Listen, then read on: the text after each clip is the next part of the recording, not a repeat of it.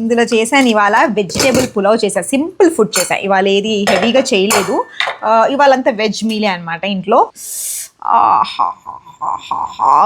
గర్మా garam vegetable pulao. నేను ఇలా అంటా కదా, నాకు తిన్నంత సాటిస్ఫాక్షన్ తెలుసా అరే బిర్యానీ.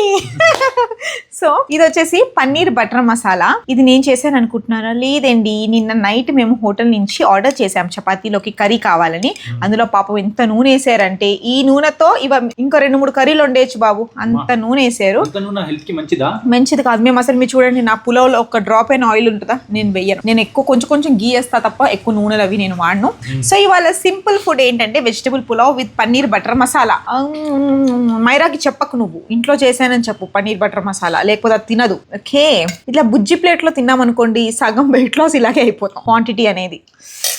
మా ఆయన చూస్తున్నాడు, అబ్బా ఇంకో తింటోంది కూడా. ఓకే